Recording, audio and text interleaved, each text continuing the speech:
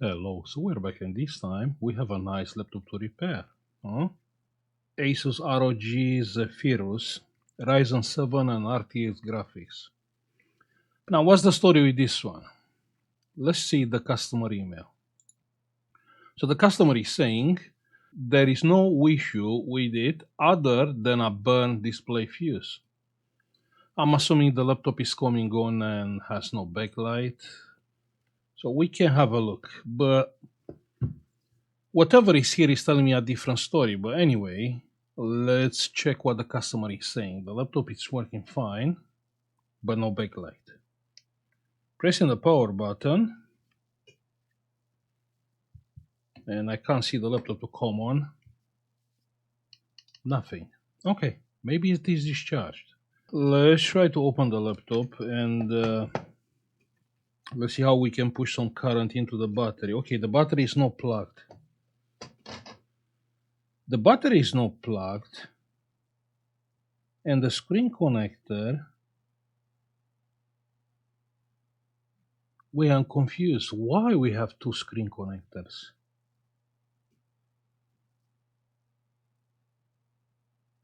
Do you think the customer replaced the ribbon cable?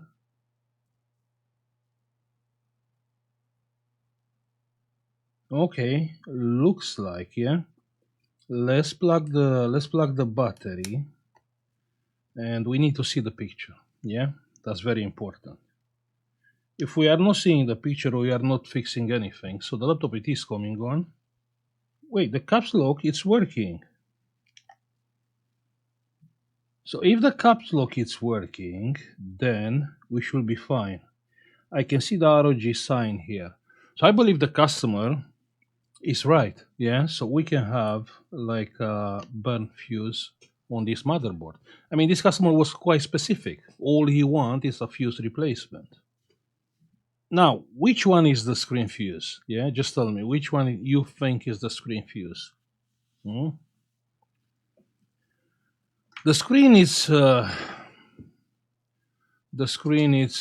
working with like the main power rail, 19 volts. So the screen pins are somewhere in the side. In a case of liquid damage, the 19 volts, it will not goes to the data lines. You see a lot of capacitors there, so that's the data lines.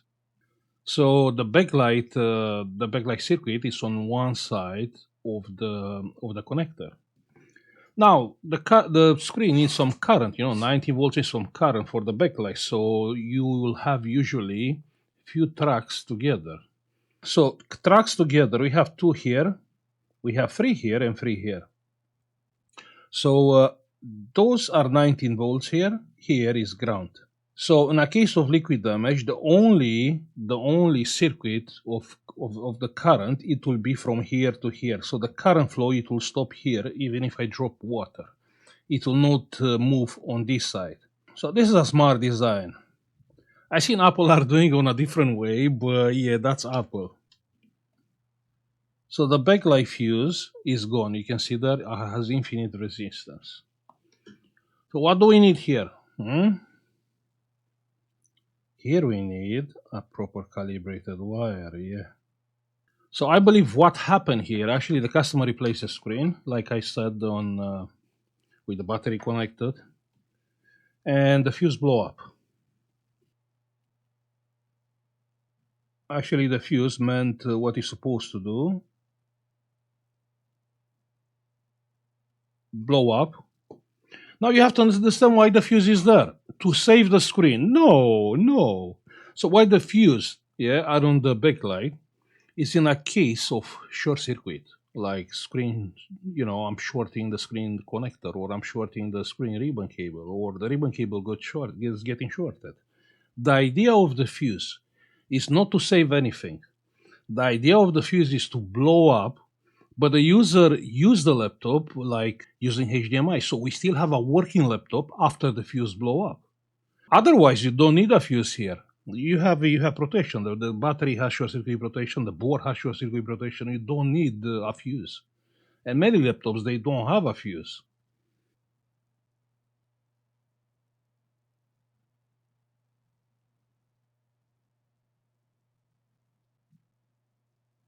Okay, so that's my fuse, and you will say, yes, sorry, but this fuse looks like, you know, has like very high amperage. That's okay, you can fix that, yeah? I will show you how. Let's break the wire first. Come on. Come on. Okay, this is a solid wire.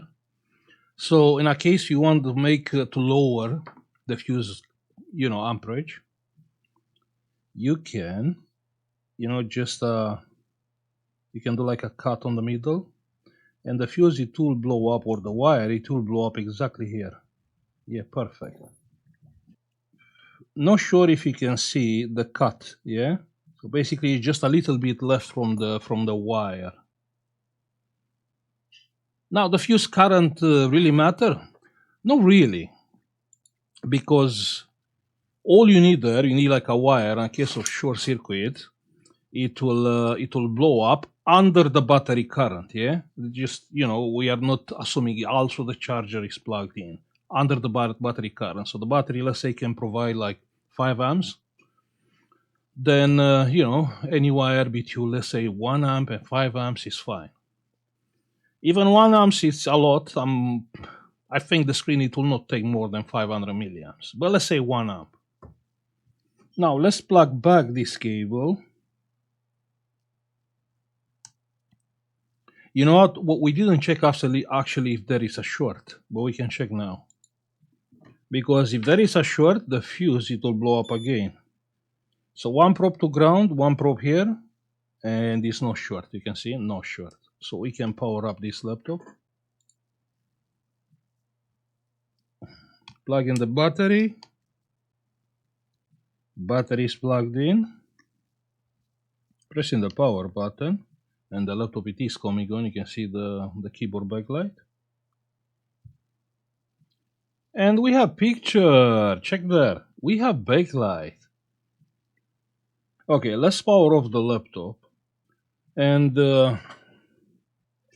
I know probably you ask yourself how the laptop is working without RAM memory. It probably has some onboard RAM. Yeah. Okay, so we help the customer. We can, you know, fairly assume it's a easy pizza.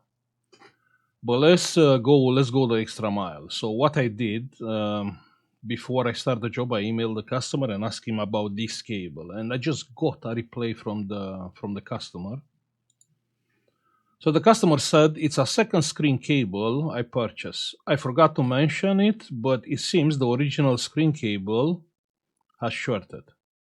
So let's make some light here and check the original screen ribbon cable, which I really doubt is shorted. So I'm gonna plug this cable and let's check with ground. Back to our fuse. So the fuse to ground is not shorted. That's what I thought. So the cable it is not shorted. Most likely the customer somehow short the backlight track when he replaced the screen.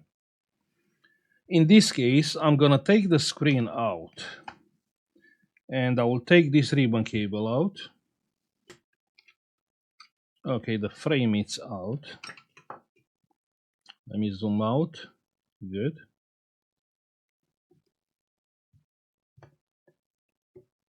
And we have the screen here. So I unplugged the cable he purchased.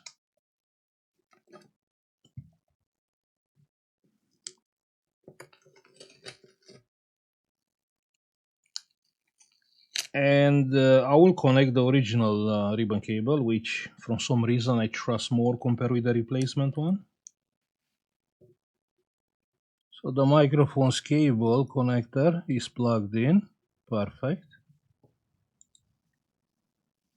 And now let's put the screen back. Somehow we have to stack the screen. But the screen is like, not sure if you can see it. The screen is sliding up and down. I'm gonna use just a little bit of B7000, yeah, but just a little bit, not too much. In case the customer want to take the screen out, he can do it. Yeah. Just a little bit, yeah? Good. Now let's put the screen back.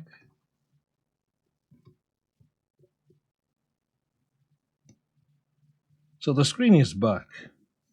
Now what do I want? I want a little bit of hot glue here just to keep my screen on place till the B7000 is getting dry.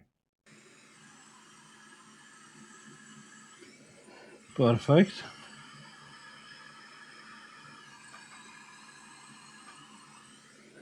Perfect. Now let's put the frame back.